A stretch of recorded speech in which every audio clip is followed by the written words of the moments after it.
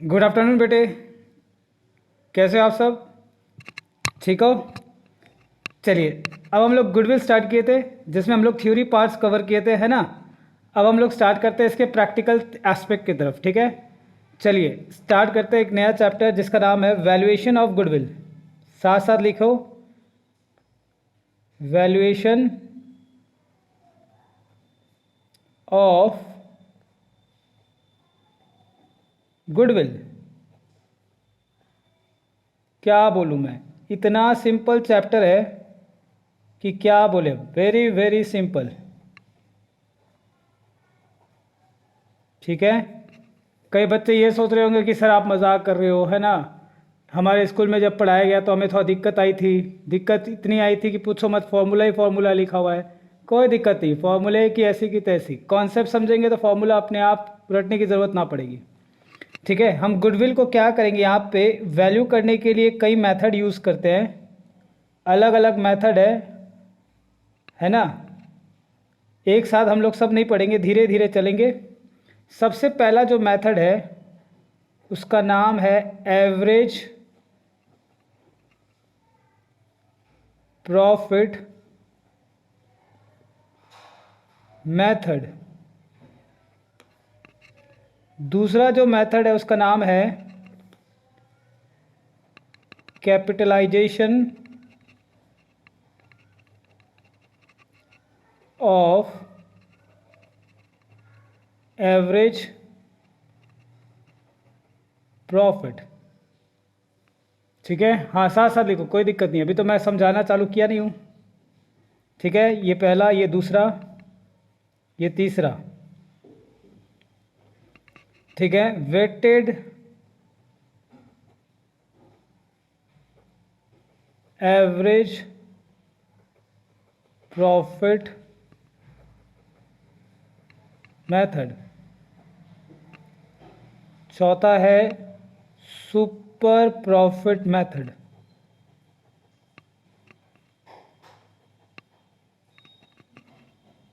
और last, fifth, capitalisation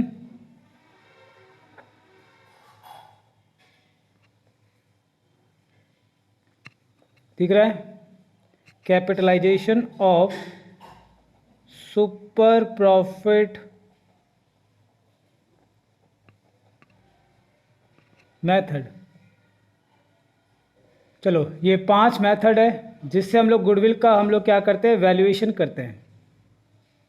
ठीक है, सबसे पहला जो मेथड का नाम होगा हम लोग पढ़ेंगे, that is called average profit method.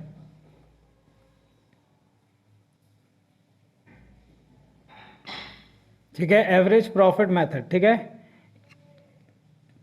Average profit method में हम लोग गुडविल कैसे निकालेंगे, ध्यान से देखो। Goodwill equal to average profit multiply by number of years purchase. ठीक है, आप लिखते जाओ, पहले समझने की जब बात आएगी तो आपको पूरा कॉन्सेप्ट क्लियर हो जाएगा। ठीक है ना, अभी आप सिर्फ लिखते चले। चलो लिखो, statement showing computation of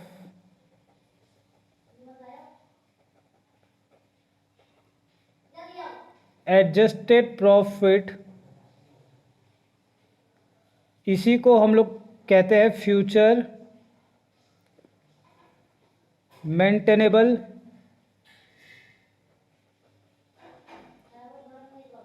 profits. ठीक है,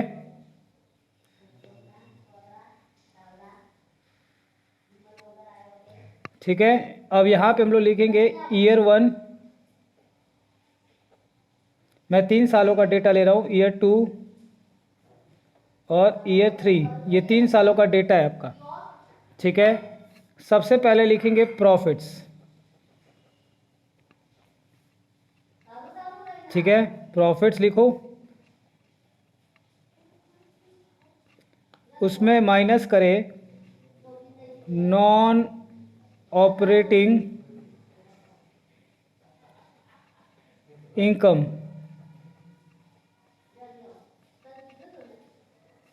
ब्रैकेट का मतलब होता है माइनस। ठीक है, फिर प्लस करेंगे नॉन ऑपरेटिंग एक्सपेंसेस।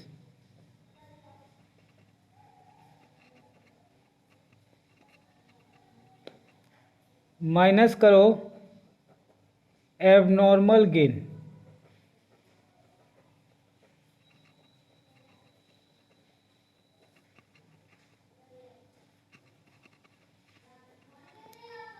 प्लस करो एबनॉर्मल लॉसेस।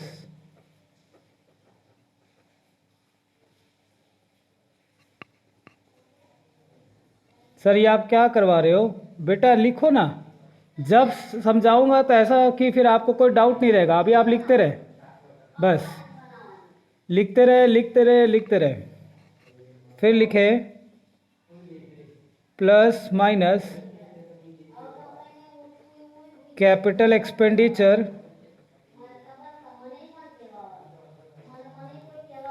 ट्रीटेड एज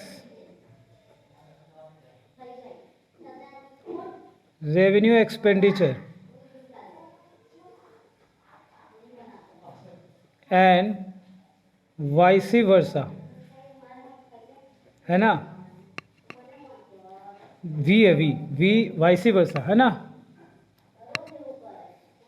यहाँ पे क्या होगा लिखो, यहाँ पे कुछ भी हो सकता है, प्लस भी हो सकता है, माइनस भी हो सकता है, प्लस भी हो सकता है, माइनस भी हो सकता है। ठीक है ना, कुछ भी हो सकता है। अभी आप लिखो, है ना, ज़्यादा लोड ना लो, आप सिर्फ लिखने का काम करें। फिर प्लस माइनस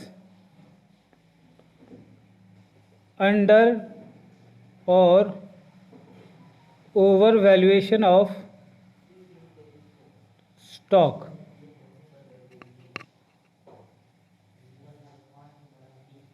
प्लस भी हो सकता है, माइनस भी हो सकता है, प्लस भी हो सकता है, माइनस भी हो सकता है, प्लस भी हो सकता है, माइनस भी हो सकता है। ठीक है, लिखते चलो लिखते चलो लिखते चलो। माइनस पार्टनर्स रेमुनरेशन कॉमा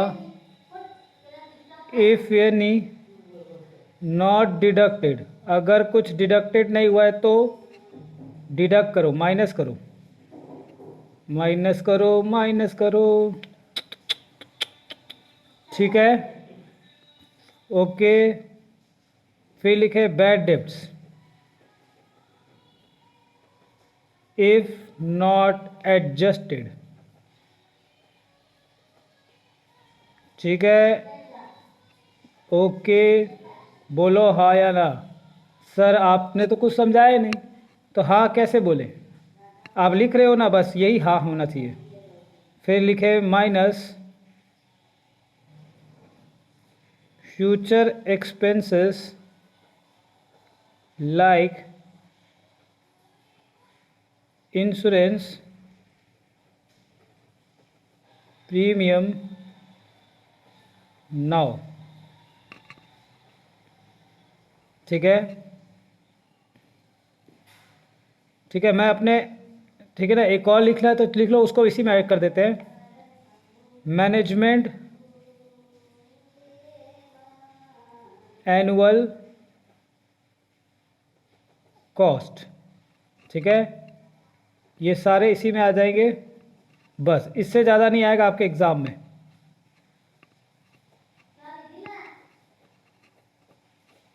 ठीक है,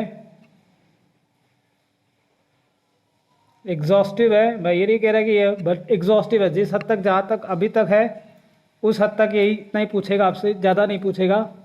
इसको हम लोग क्या बोलेंगे? एडजस्टेड प्रॉफिट और फ्यूचर मेंटेनेबल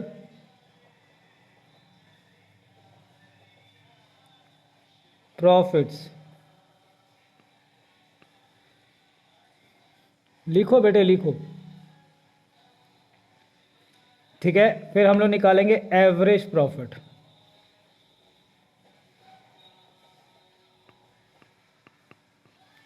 ठीक है, ये कैसे निकलेगा एवरेज प्रॉफिट? तो लिखो सम मतलब total, sum of adjusted profit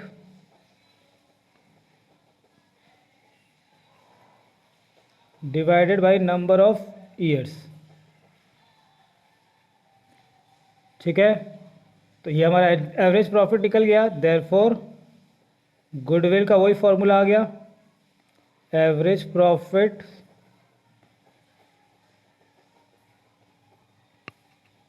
multiply by number of years purchase. Number of year purchase क्या होता है, एक क्वेश्चन के थ्रू हम लोग समझेंगे। ठीक है ना? ठीक है, ठीक है, लिखे note, very very important note. Note 1 लिखो, while calculating goodwill we take operating profits of the business। ठीक है, यहाँ तक लिखो, फिर आगे बढ़ते हैं। लिख लिया? चलो नोट नंबर 2 लिखेंगे, आ जाओ।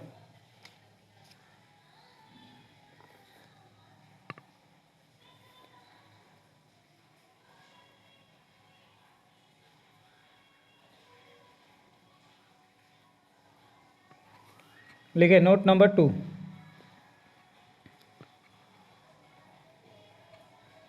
Income from non trade investment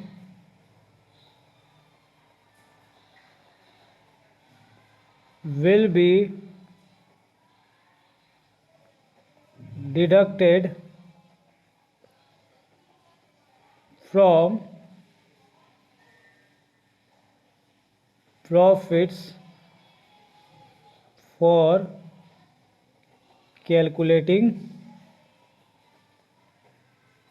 adjusted profits। ठीक है, लिखो। अब लिखने के बाद हम लोग समझाने का काम चालू करेंगे। ठीक है, चलो लिख लिया। देखो अब हम लोग स्टार्ट करते हैं, ध्यान से देखना। मैंने कहा गुडविल कैसे निकलेगा, average profit into number of year purchase. Number of year purchase क्या होता है ये हम लोग बाद में सीखेंगे क्वेश्चन के थ्रू। ठीक है ना, we will discuss in while solving the problems. ठीक है, हमें चाहिए एवरेज प्रॉफिट, उसके लिए हमें निकालना पड़ता है एडजस्टेड प्रॉफिट या फिर फ्यूचर मेंटेनेबल प्रॉफिट। ठीक है,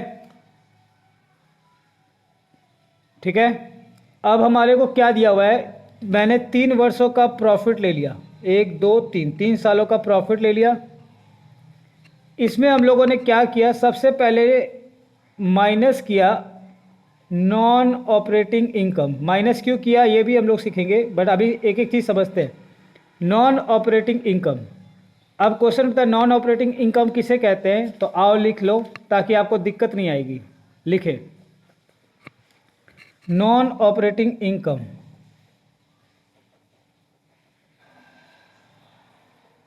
एग्जाम्पल लिखेंगे हम लोग, है ना, जो रिकरिंग में नहीं है, those income which are not recurring in nature. ठीक है, एग्जाम्पल्स लिखेंगे बस। ठीक है, लिखे interest received, dividend received, rent received etcetera. ठीक है। फिर आपका आता है, हम लोग क्या लिए थे, देखो मैं बार बार पेज पलटूँ आपको दिक्कत आएगी। मैं यहाँ पे क्या है, मेरे को मैं लिखवा देता हूँ, फिर आपको लिख पढ़ लेना है ना। Non operating expenses, abnormal gain और एबनॉर्मल लॉसेस में क्या क्या आता है ये लिखवा देता हूँ एक साथ ही। ठीक है, तो लिखो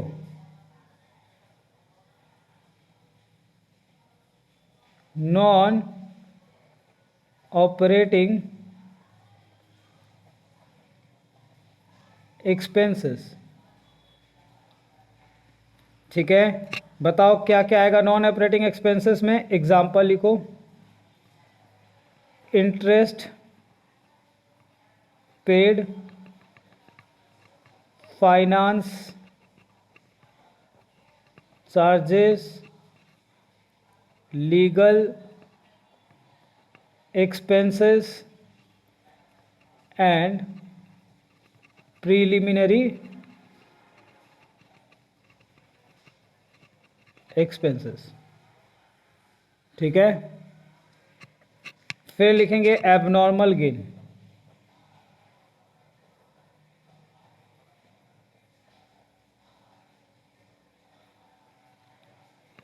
एग्जाम्पल लिखो, इंश्योरेंस क्लेम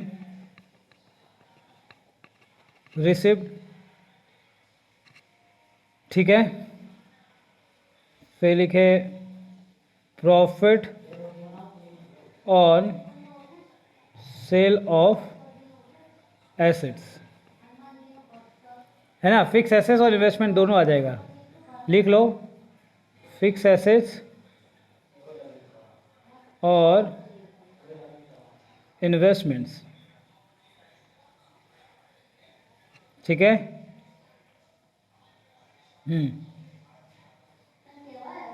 ठीक है, एक और लिख ले आप लोग इसमें। ठीक है ना, आपके सवाल में पूछे जाते हैं, तो यहाँ पे एक और लिख लो एंड। ठीक है, वॉलेंट्री रिटायरमेंट कंपेंसेशन पेड। बस, इससे ज़्यादा और नहीं पूछेगा। चलो यहाँ तक हो गया। चलो अब बचा एबनॉर्मल लॉसेस।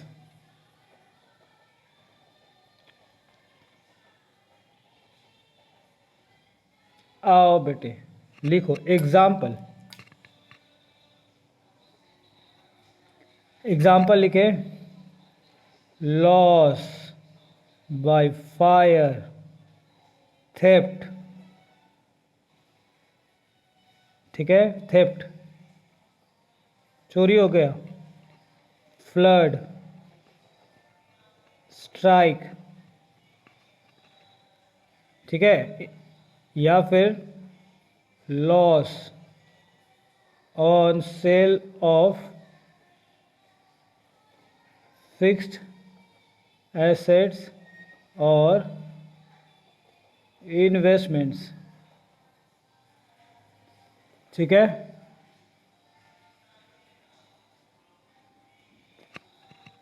ठीक है, यहाँ तक क्लियर है। चलो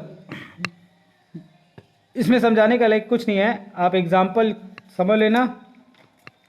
ठीक है, ये चार हो गए, नॉन ऑपरेटिंग इनकम ये हो गया, ये हो गया, ये हो गया। अब आओ ये वाला, देखो कैपिटल एक्सपेंडिचर।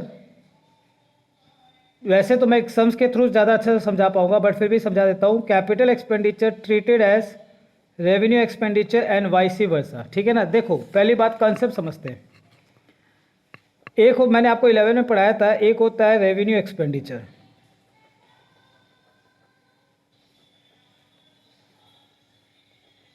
ठीक है, और एक होता है आपका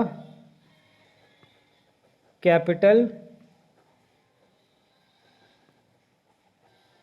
एक्सपेंडिचर। रेवेन्यू एक्सपेंडिचर का मतलब मैंने आपको समझाया था कि जैसे मान लो ये हमारा कोई ईयर है, ये हमारा करेंट ईयर है, तो कह रहा है करेंट कोई भी ऐसी वैल्यू, मान लो ₹10-20,000 है, तो ये क्या है, एक वैल्यू है। कोई भी ऐसी वैल्यू जिसका आपने बेनिफिट, उसका जो यूज़ है, ठीक है ना, उसका जो बेनिफिट है वो अगर आप करेंट ईयर में ले लेते हो तो उसे हम क्या कहते हैं, बोलो, रेवेन्यू एक्सपेंडिचर। ठीक है। और जिसका बेनिफिट आप करेंट ईयर में तो लोगे, करेंट ईयर में तो बेनिफिट मिलेगा ही मिलेगा, आने वाले फ्यूचर में भी अगर आपको बेनिफिट मिलेगा तो ऐसे को हम लोग कहते हैं कैपिटल एक्सपेंडिचर। ये एक पॉइंट हो गया, क्लियर है? ओके। जैसे कार मान लो बेटे, कार है, कार का बेनिफिट आप क्या करते हो, करेंट ईयर में भी लेते हो और आने वाले कई वर्षों में भी लेते हो आप लोग, तो इसीलिए उसको बोलते हैं हम लोग कैपिटल एक्सपेंडिचर। लेकिन कार को चलाने के लिए जो आपको पेट्रोल या डीजल की जो ज़रूरत होती है, उसके लिए जो आप पैसा देते हो उसका बेनिफिट आप क्या करते हो, जैसे भराते हो, मान लो आपने 2,000 रुपये का पेट्रोल बढ़ा लिया, ठीक है, जैसे ही वो क्या ये एक टाइम भराने से क्या आपको लाइफ पूरा ये मिल जाता है क्या कि भाई एक बार आप पे करो, बार बार मेरे बेनिफिट लेना, बार बार मेरे पेट्रोल पंप पे आना और लेके चले आना? नहीं, जैसे आपको बेनिफिट लेना होगा, बार बार उसका बेनिफिट चाहिए, आपको बार बार पे करना पड़ता है। It is recurring in nature और it is non recurring in nature. अब समझ में आ गया है ना? इसको तो आपको बेनिफिट बार बार पे करना पड़ेगा, जब बेनिफिट चाहिए पे करो, जब इसका बेनिफिट वन टाइम होता है, एक बार, नॉन रिकरिंग। ठीक है, क्लियर है सबको? चलो, एक तो ये हो गया। दूसरी इसकी पॉइंट ये है कि रेवेन्यू एक्सपेंडिचर में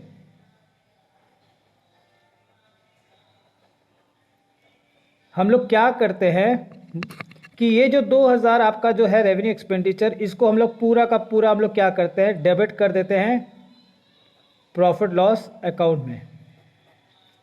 और कार मान लो आपने लिया है 1,00,000 का, तो हम लोग को पता है कार की जो 1,00,000 की जो वैल्यू है वो एक बार में नहीं होती, धीरे धीरे होती है। मान लो 10,000 मैंने डेप्रिसिएशन के रूप में चार्ज किया था, ठीक है, स्ट्रेट लाइन मेथड फॉलो कर रहे हैं, तो पहला साल आपका 10,000 कब हो गया, अगले साल कितना बचा, 90,000। फिर उसका फिर स्ट्रेट लाइन मेथड है तो डेप्रिसिएशन क्या होगा, सेम, फिर 10,000 आपका पीएल में चार्ज होगा, ये फर्स्ट ईयर, ये सेकेंड ईयर, ऐसे करके। तो जो भी वैल्यू है वो क्या हो रहा है, धीरे धीरे क्या हो रहा है, उसको हम लोग पीएल में दिखाते हैं। लेकिन रेवेन्यू में क्या होता है, पूरा अमाउंट डेबिट हो जाता है। चलो, क्लियर है ना? तो वही कह रहा है कि अगर आप रेवेन्यू को अगर कैपिटल मान लिए तो इसका मतलब पूरा अमाउंट नहीं दिखाया, गलत हो गया, पूरा अमाउंट दिखाना चाहिए। या फिर आप कैपिटल को रेवेन्यू मान लिए तो आपने पूरा अमाउंट दिखा दिया, इसका मतलब पूरा नहीं दिखाना चाहिए, उसका डेप्रिसिएशन जाएगा। तो this is called capital expenditure treated as revenue. और वाइसी वर्सा का मतलब होता है कि आपने रेवेन्यू को कैपिटल मान लिया, उल्टा, है ना, उल्टा फुल्टा। फिर under valuation, over valuation stock की, हम स्टॉक का अगर वैल्यू आपने कम बेसिक कर रखा है तो एडजस्ट करेंगे। अगर कोई पार्टनर रेम्युनरेशन है जिसको आपने डिडक्ट नहीं किया तो उसको माइनस करो। बैड डेब्ट को भी अगर एडजस्ट नहीं कर रखा है तो माइनस करो। Future expenses like insurance premium, now word important, management cost, management annual cost है वो माइनस करो। ये करने के बाद आपका आएगा एडजस्टेड प्रॉफिट या फ्यूचर मेंटेनेबल प्रॉफिट। ठीक है, इन सभी को, तीनों वर्ष का जो एडजस्टेड प्रॉफिट है, ईयर 1 का जो प्रॉफिट है प्लस ईयर 2 का जो प्रॉफिट है प्लस ईयर 3 का जो एडजस्टेड प्रॉफिट है, तीनों को जोड़ो। जोड़ने के बाद क्या होता है, कितने साल का प्रॉफिट दिया हुआ आपको, 1 2 3, तो 3 सालों से डिवाइड कर दो, 3 से डिवाइड कर देंगे तो हमारा निकल के आ जाएगा एवरेज प्रॉफिट। एवरेज प्रॉफिट निकला तो नंबर ऑफ ईयर परचेज जो होगा उससे मल्टीप्लाई कर दो। ये हमेशा क्वेश्चन में दिया रहेगा, ऑलवेज गिवन इन क्वेश्चन। बस डरने की कोई बात नहीं, ठीक है ना। फिर मैंने कहा कि जब आप गुडविल निकालते हो तो आपको ऑपरेटिंग प्रॉफिट लेना है बिजनेस का, याद रखना। तो ये ऑपरेटिंग प्रॉफिट ही हो गया सारे एडजस्ट करने के बाद, ठीक है। कुछ भूल चुक है और कुछ नॉन ऑपरेटिंग है तो हम लोग उसको एडजस्ट कर दिए। फिर अब मैंने लिखाया है कि जब आप इनकम लोगे इन्वेस्टमेंट से, तो जो नॉन ट्रेड का जो इन्वेस्टमेंट से जो इनकम आ रहा है उसको आप कंसिडर मत करना प्रॉफिट निकालते समय। बात समझ में आ रहा है? जैसे अगर आपको बैंक से इंटरेस्ट मिला है तो कोई दिक्कत नहीं है, इट्स ओके। लेकिन यही इंटरेस्ट कोई इन्वेस्टमेंट से मिला है, ठीक है ना। अगर इंटरेस्ट इन्वेस्टमेंट से मिला है और वो नॉन ट्रेड है इन्वेस्टमेंट, तो हम उसको क्या करेंगे, नॉन ऑपरेटिंग इनकम मानेंगे और उसको माइनस कर देंगे, ठीक है। वहीं पे अगर ट्रेड इन्वेस्टमेंट से अगर इनकम है तो हम उसको क्या मानेंगे, ऑपरेटिंग प्रॉफिट। उसको एडजस्ट नहीं करना, उसको इग्नोर कर देना, बस समझ लेना। उसका कुछ ट्रीटमेंट नहीं है, जैसा है सही है, ठीक है। चलो अब ये समझना आपको कि ये प्लस माइनस कैसे हो रहा है, आओ समझाता हूं। देखो हमारा जब पीएल अकाउंट बनता है ना, मैं इसको पर ऐसे इस पर्पस के लिए बता रहा हूं। पीएल अकाउंट डेबिट क्रेडिट, हम लोग क्या लिखते हैं, जीपी। फिर हम लोग लिखते हैं ऑपरेटिंग इनकम। फिर हम लोग लिखते हैं नॉन ऑपरेटिंग इनकम, ठीक है। फिर हम लोग लिखते हैं एबनॉर्मल गेन।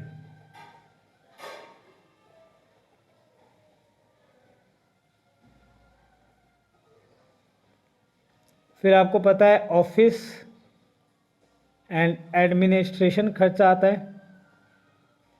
फिर आप लिखेंगे सेलिंग एक्सपेंसेस। फिर आएगा हमारा,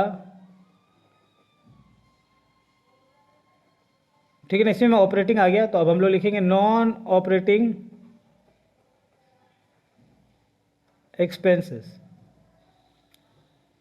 और यहां हम लोग ले रहे हैं एबनॉर्मल लॉसेस,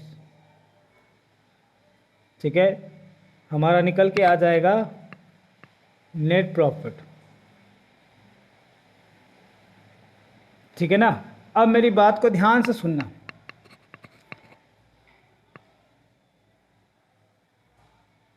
ठीक है। चलो सुनो। अब देखो जब आप जीपी में ये सब आप क्या करते आए थे, बोलो, ऐड करते हो। ऐड करने के बाद जो टोटल आता है उसमें से ये सब क्या किए होंगे, मैं यहाँ पे मान रहा हूँ ये कि ऑपरेटिंग इनकम है यहाँ पे, ठीक है ना। ऑपरेटिंग एक्सपेंसेस है ये, बस अभी मैंने नॉन ऑपरेटिंग को अलग कर दिया। और इन सारे चीज़ों को आप क्या करते हो, बोलो, ठीक है, माइनस, ठीक है। तब हमारा क्या आता है, नेट प्रॉफिट आता है। इन सब को जोड़ो, इसको माइनस करोगे तो आपका आता है नेट प्रॉफिट। अब हमारे को क्या चाहिए, हमारा ये जो नेट प्रॉफिट है ना, इसमें आपको दिखाई दे रहा है कि सर एबनॉर्मल गेन एडजस्टेड है, नॉन ऑपरेटिंग इनकम एडजस्टेड है, एबनॉर्मल लॉसेस एडजस्टेड है, नॉन ऑपरेटिंग एक्सपेंसेस एडजस्टेड है ना। तो इन चारों को हम क्या करेंगे, एडजस्ट करेंगे वापस से, रेक्टिफाई करने के लिए, करेक्ट ऑपरेटिंग प्रॉफिट निकालना है। तो यहाँ तक आने के लिए क्या किए, इनको ऐड किए और इन दोनों को माइनस किए। तो हमको वापस से करेक्ट जीपी लाने के लिए क्या करना पड़ेगा, ये दोनों को क्या करना पड़ेगा, ऐड। ये तो सही है, ऑपरेटिंग है, इसको छोड़ो, इन दोनों को ऐड कर देंगे तो मेरा सही हो जाएगा। और इसको क्या कर देंगे, माइनस, रिवर्स इफेक्ट डाल दो। जैसे रिवर्स इफेक्ट डालोगे तो आपका क्या हो गया, जी करेक्ट ऑपरेटिंग एक्सपेंसेस ले लिया आपने और करेक्ट जीपी पे पहुंच गए। ठीक है, ये दो इंस देखो, इधर देखो, इसको हमने कंसीडर नहीं किया तो ये तो करेक्ट है। हमने क्या भूल कर दिया कि भाई इस दोनों को जोड़ा तो जोड़ना नहीं चाहिए था, तो जोड़ नहीं जोड़ना चाहिए तो क्या करो, माइनस, और इसको माइनस कर दिया तो सही करने के लिए प्लस, बस सीधी सी बात है। ठीक है, यही चीज़ हमने यहाँ किया है कि नॉन ऑपरेटिंग एक्सपेंसेस और एबनॉर्मल लॉस को माइनस किया है, और जो इनकम है उसको हम सॉरी नॉन ऑपरेटिंग एक्सपेंसेस और लॉसेस को ऐड किया है, और जो इनकम है उसको माइनस कर दिया, रिवर्स करना है।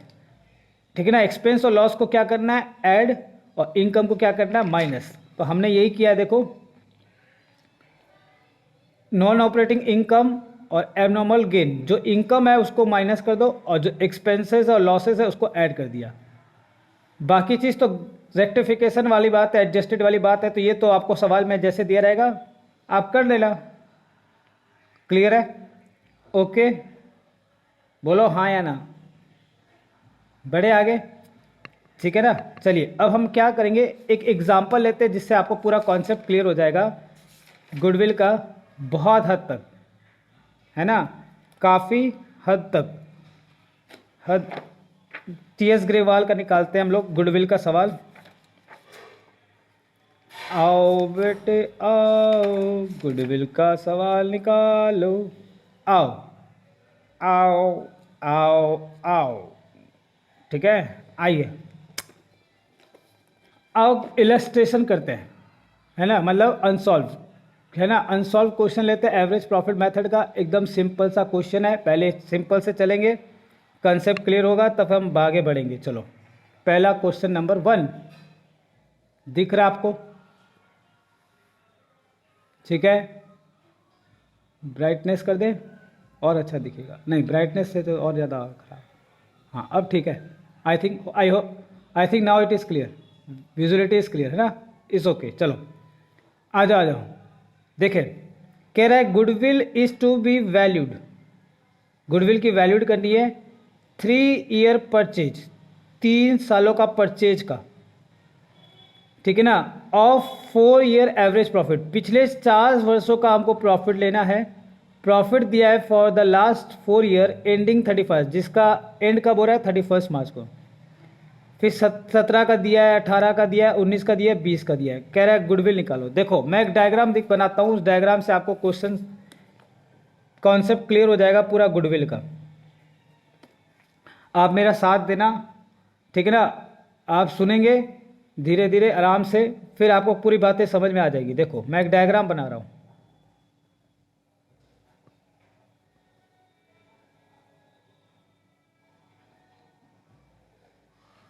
ठीक है, डायग्राम जूम आउट कर दे थोड़ा सा तो आपको सही रहेगा।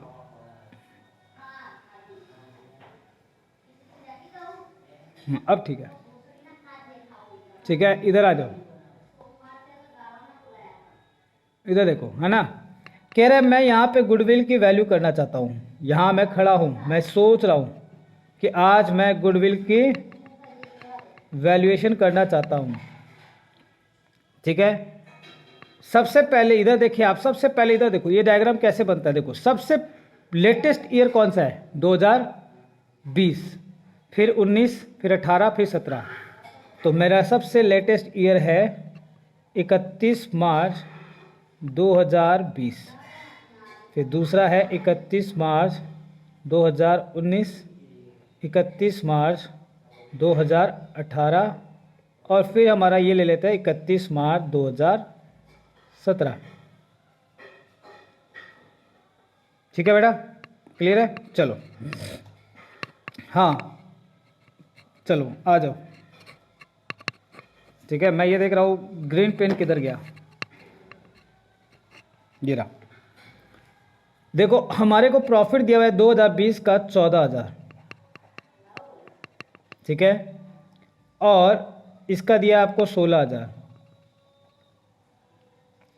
और इसका दिया आपको 18,000, और इसका दिया आपको 12,000। ठीक है, और आपको जो ये प्रॉफिट दिया है ध्यान से देखोगे आप, तो इस प्रॉफिट में कुछ भी एडजस्ट नहीं करना। तो ये आप मान के चलो कि ये प्रॉफिट क्या है, ऑपरेटिंग प्रॉफिट है, एकदम करेक्ट है, कोई दिक्कत नहीं है इसमें, चलो एकदम सही है। चलो अब आप ध्यान से सुनना, आप यहाँ गुडविल की वैल्यू करना चाहते हो, कैसे करोगे? तो कह रहा है कि हमारे पास हमने क्या किया, पिछले 4 वर्षों का प्रॉफिट ले लिया,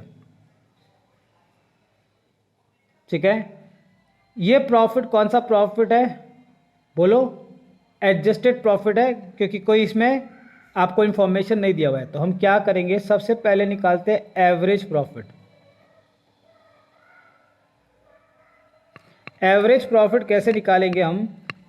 इन चारों वर्ष का प्रॉफिट को जोड़ेंगे, 14,000 प्लस 16,000 प्लस 18,000 प्लस 12,000। इन चारों वर्ष का प्रॉफिट को जोड़ो, 1 2 3 4, ठीक है। कितने सालों का डेटा दिया हुआ है? 1 2 3 4। या फिर इधर देख लो कितने सालों का है, 1 2 3 4, 4 सालों का डेटा है, ये 4। इन सब को अगर आप जोड़ोगे तो कितना आएगा, आओ देखते हैं। वैसे तो हो जाएगा 18 और 12 30 और ये भी कितना हो गया, 30 60 हो जा रहा है। फिर भी देख लेते हैं, 60 हो जा रहा है। 14 प्लस 16,000 प्लस 18 प्लस 12, या इट्स कम्स टू 60,000। फिर आप इसको डिवाइड करो 4 से, तो ये क्या निकल के आ गया, हमारा एवरेज प्रॉफिट निकल के आ गया 15,000। 15,000 हमारा एवरेज प्रॉफिट है, ठीक है। 15,000 हमारा एवरेज प्रॉफिट आया है। अब देखो, अब आपको क्लियर हो गया। इन दो शब्दों में आपको कंफ्यूजन नहीं होना चाहिए कि आपको 3 सालों का परचेज दिया हुआ है, ये अलग चीज़ होता है, और एवरेज प्रॉफिट किसका करना है, पिछले 4 सालों का। तो 4 सालों का एवरेज प्रॉफिट हमने ले लिया। अब कहता है कि 3 वर्षों का एवरेज परचेज निकालो। इसका मतलब क्या होता है, ध्यान से सुनना। ये जो आपने प्रॉफिट कमाया, कभी 14, कभी 16, कभी 18, कभी 12, तो हमने कहा कि आप एवरेज कितना कमा लेते हो, 15,000, ठीक है। ये एवरेज प्रॉफिट आने वाले कितने नेक्स्ट फ्यूचर ईयर, मैंने बोला था ना गुडविल का मतलब फ्यूचर में जो प्रॉफिट कमाओगे, नेक्स्ट फ्यूचर में ये जो प्रॉफिट्स है कितने वर्षों तक आप कमाओगे। तो इसने कहा 3 वर्षों तक और कमा सकते हो। This 3 years is called number of years purchase. बात समझ में आ गया कि आपने जो ये प्रॉफिट कमाया है, मैंने क्या किया कि एवरेज निकाल लिया। मैंने कहा कि ये एवरेज प्रॉफिट जो है 15,000, ये आने वाले कितने वर्षों में कमाओगे। तो आप कह रहे हो 3 वर्षों में, 1 2 3, ठीक है। तो ये क्या हो गया, 15 कितना हो गया, 30, और 30 प्लस 15 45। तो गुडविल कैसे निकल रहा है हमारा, यही देखो आप, गुडविल मैं कैसे निकाल रहा हूँ। मैं कह रहा हूँ कि ये जो एवरेज प्रॉफिट आपका निकला है 15,000, ये आप कितने वर्षों में और कमाओगे, है ना। ये आप कितने वर्षों में और कमाओगे, नंबर ऑफ ईयर्स परचेज। तो मैंने कहा कि भैया देखो, हम 15,000 कमा रहे हैं एवरेज, आने वाले 3 वर्षों में और कमा लेंगे। This is called goodwill. ये हो गया हमारा गुडविल आंसर। बात समझ में आ गई, ठीक है। तो अब आपको इन 2 शब्दों का मतलब समझ गया है ना, समझ में आ गया होगा कि दिस इज आने वाला साल, आने वाले सालों में जो एवरेज प्रॉफिट होगा, आप कितने सालों तक कमाओगे, कितने सालों तक आप फ्यूचर में कमाओगे, this is called number of years purchase. ठीक है, बोलो हाँ या ना। चलो एक सवाल और निकालते हैं, है ना, और बाकी होमवर्क रहेगा आपका। आओ बेटे आओ, एक अच्छा सवाल लो, ये आपका होमवर्क रहेगा, क्वेश्चन नंबर 2 होमवर्क, ठीक है ना। हम करेंगे आ जाओ क्वेश्चन नंबर 3। बिकॉज यहाँ लॉस दिया है तो आपको थोड़ा दिक्कत आ सकती है, तो इसीलिए मैं कह रहा हूँ कि चलो हम लॉस भी ले लेते हैं। क्या दिक्कत है ना, कोई दिक्कत है क्या, ना बेटे, कोई दिक्कत नहीं है। चलो आ जाओ, है ना, थोड़ा हरियाणवी टोन भी ले लेते हैं, कोई दिक्कत है कि है? चलो आ जाओ। ठीक है, आपसे क्वेश्चन क्या कर रहा है, आओ थोड़ा क्वेश्चन को आराम से पढ़ते। धीरे धीरे चल साथ गगन में, है ना, साथ चलेंगे तो मज़ा ही अलग आता है, साथ रहने का मज़ा ही अलग है। प्यार से प्यार बांटते चलो, प्यार लेते चलो, खुशियाँ लेते चलो, खुशियाँ बांटते चलो। चलो देखो, कह रहा है calculate value of goodwill on the basis of 3 year purchase. What does it means? कह रहा है आने वाले 3 वर्षों का आपको एवरेज प्रॉफिट लेना है। ठीक है ना, तो जो एवरेज प्रॉफिट आप कमाओगे कितने वर्षों तक और कमा सकते हो? 3 सालों तक। दिस इज कॉल्ड मैं पेंसिल देख रहा हूँ, मैं पेंसिल पेंसिल पेंसिल दो पेंसिल, इट्स ओके। तो ये जो आपको 3 वर्षों का जो परचेज दिया है, इसको आप क्या कहते हो? Number of years purchase. और एवरेज प्रॉफिट कितने सालों का लेना है? 5 वर्षों का। ओ my God, 1 2 3 4 5, 16 17 18 19 20, 8 lakh 15 lakh 18 lakh profit है, ये तीनों प्रॉफिट है। ये आपको लॉस दिया हुआ है 4 लाख का, फिर प्रॉफिट दिया हुआ है।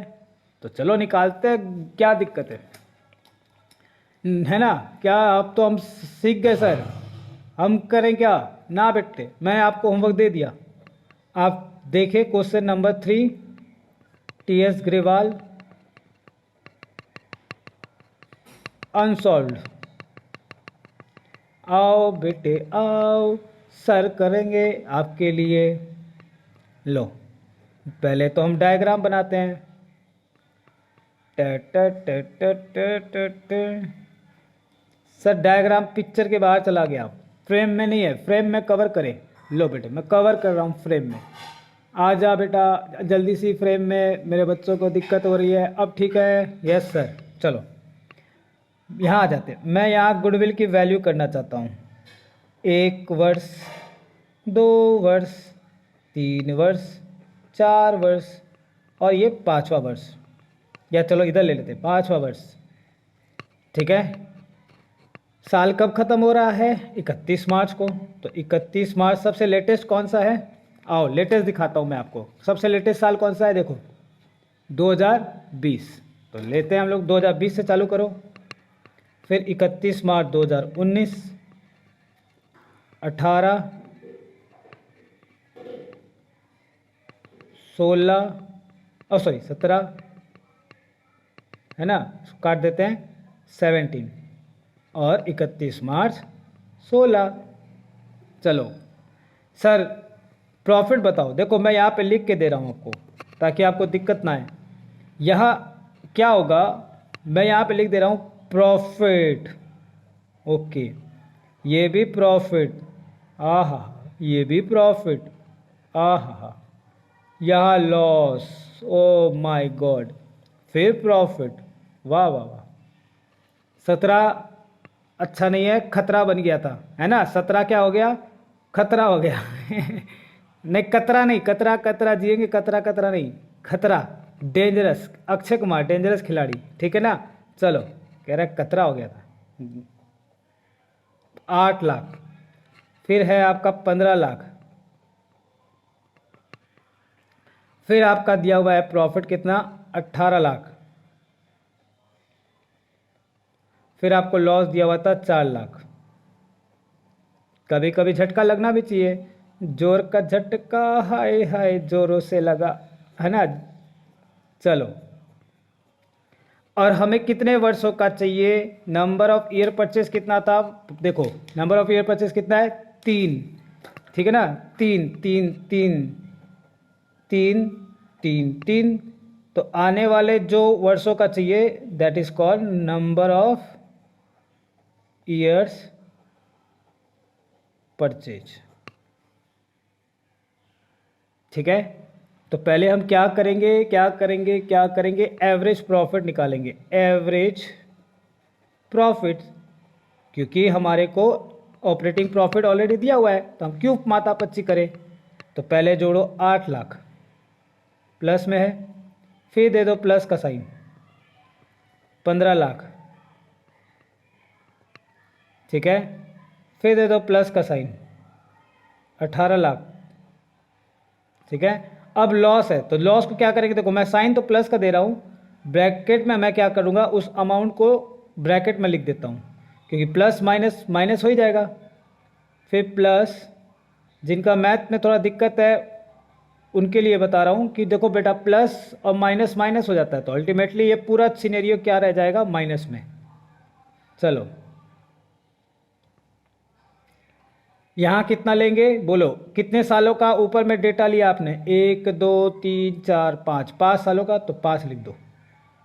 चलो 8 लाख और 5 लाख, सॉरी 15 लाख है, 15 lakh plus 8 lakh, how much, 23 lakh, 23 lakh plus 18 lakh, 41, ये तीनों को जोड़ा तो 41 लाख आ गया, उसमें से 4 लाख माइनस कर दे, तो माइनस करने के बाद आ रहा है 37 लाख, फिर 13 लाख ऐड कर दो, तो इन सब का टोटल आ रहा है 50 लाख। ठीक है, 5 से डिवाइड करोगे तो ये निकल के आएगा 10 लाख हमारा एवरेज प्रॉफिट। ठीक है, हाँ इन तीनों को जोड़ो, 8 5 सॉरी 8 और 15, बार बार 5 आ रहा है, 8 और 15 कितना हो गया, 23 लाख, और 23 लाख तो यहीं पे निकल गया, और फिर 18 जोड़ोगे तो कितना आएगा, 23 और 18 जोड़ोगे तो आएगा 41 लाख यहाँ, ठीक है ना, 41 लाख। तो इन तीनों को 1 2 3, इन तीनों को जोड़ने पे 41 लाख आ रहा है, उसमें से आप माइनस कर दो 4 लाख, तो कितना आएगा, 37 लाख, और 37 लाख में आपको 30 लाख और जोड़ दो तो ये आ जाएगा आपका 50 लाख। चलो अब क्लियर है। चलो ये आपको नहीं लिखना, नालायक उनके लिए जो समझ नहीं पा रहे। चलो हो गया 10 लाख। तो अब हम क्या करेंगे, 10 लाख हमारा एवरेज प्रॉफिट है, मैं कह रहा हूँ कितने सालों तक कमा सकते हो, आने वाले 3 वर्षों में मैं 10 लाख कमा लूँगा। ठीक है, तो हमारा एवरेज प्रॉफिट कितना है, this is called average profit. ये जो एवरेज प्रॉफिट है, और नंबर ऑफ ईयर परचेज कितना है, 3 ईयर्स। तो 1 वर्ष में आप 10 लाख कमा रहे हो, तो 3 वर्षों में कितना कमा लोगे, मल्टीप्लाई कर दो, तो 10 लाख 3 सालों में कमाएंगे तो टोटल कितना हो जाएगा, 30 lakh. This is our goodwill. तो वो मैं यहाँ पे वही करने जा रहा हूँ कि goodwill equal to average profit multiply by number of year purchase. मैंने कहा कि 10 लाख कमाऊंगा एवरेज 1 वर्षों में, तो आने वाले कितने वर्षों में आप कमा सकते हो, और 3 वर्षों में, तो कितना हो गया गुडविल, 30 लाख। बोलो क्लियर है, this is our goodwill answer. Oh my god, चलो क्लियर है, ओके डन। तो एक सम्स आपका होमवर्क है। नेक्स्ट क्लास में हम लोग एडजस्टेड प्रॉफिट का सवाल करेंगे, जैसे अभी एडजस्टेड और फ्यूचर मेंटेनेबल प्रॉफिट बनाए थे फॉर्मेट, वो करेंगे। ठीक है, कुछ नहीं है, बस उसमें एडजस्ट करना है, क्या दिक्कत है, बाकी चीज़ तो कॉन्सेप्ट क्लियर है। चलिए, तो आज की क्लास यहीं तक है ना। आप फॉर्मेट देखें, याद करें example, abnormal losses, abnormal gain, non operating expenses, non operating income के एग्जाम्पल रट के आ जाओ, क्या दिक्कत है, उसमें क्या कॉन्सेप्ट सिखाना। ठीक है, बट फॉर्मेट थोड़ा सा ध्यान रखेंगे, क्या क्या फॉर्मेट में लेना है बस। ठीक है, चलिए, क्या हो गया,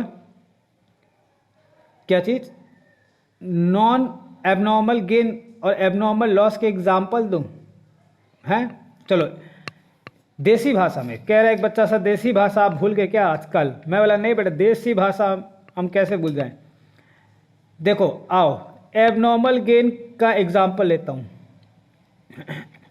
आपने धमाल मूवी देखा है, ठीक है, धमाल मूवी देखा है, बोलो हाँ या ना। हाँ देखा है सर। उसमें 4 हीरो रहते हैं, 1 2 3 4, ठीक है ना। 4 हीरो क्या करते हैं, ऐसे जा रहे होते हैं रास्ते से, है ना। संजय दत्त उनको जैसे छोड़ता है तो ऐसे खड़े रहते हैं, तो एक गाड़ी जाती है, मैं एक गाड़ी बना रहा हूँ, उस गाड़ी में कौन रहता है, प्रेम चोपड़ा।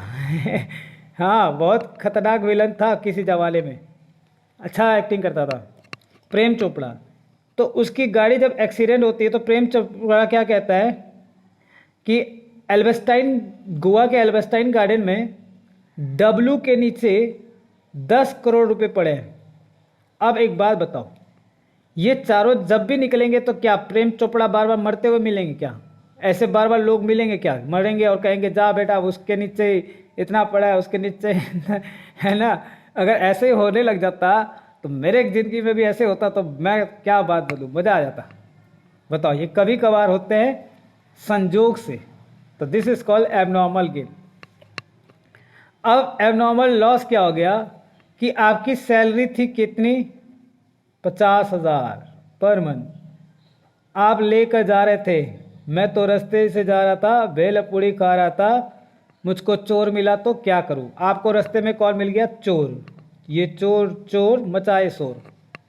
अचानक आपके चोर, ये चोर है, ये भी चोर, ये सॉरी ये आप हो और ये चोर है, ये आपके कनपट्टी पे बंदूक रख दिया, देखो मैं बंदूक बना रहा हूं, ठीक है। कनपट्टी पे बंदूक रखा, कहा हैंड्स अप, जल्दी से पैसे निकालो। आपने क्या किया, सिर्फ 10,000 ऊपर वाले पॉकेट में रखा था, बाकी 40,000 आपने क्या कर लिया, एकदम छिपा कर रखा था, ठीक है ना, कहीं गुम ना जाए। 10,000 चलो कोई बात नहीं, उसके 10,000 हाथ में लग गए और वो लेकर भाग गया। आप घर पे गए, आपके घर वाले पूछे पैसा, तो आपने 40,000 थमा दिया। आपके घर वाले पूछे 40,000 क्यों लगाया, आज इस बार 40,000 क्यों दे रहे हो, 10,000 कहाँ गए, बोले चोर ले गए। तो क्या आपको हर बार चोर मिलेंगे क्या रास्ते में, ये बताओ। अगर ऐसे ही मिलने लग गए तो आप ही चोर बन जाओगे। ठीक है ना, कह रहे चलो आज हम छोड़ो ये, अब हम भी चोरी करते हैं, शॉर्टकट तरीका एक कनपटा में लगाते हैं और पैसे की कमाई अच्छी खासी होती है, क्यों परेशान है महीने भर, क्यों सुने बॉस की बातें, क्यों सुने ये 8-8 9-9 घंटे की ड्यूटी।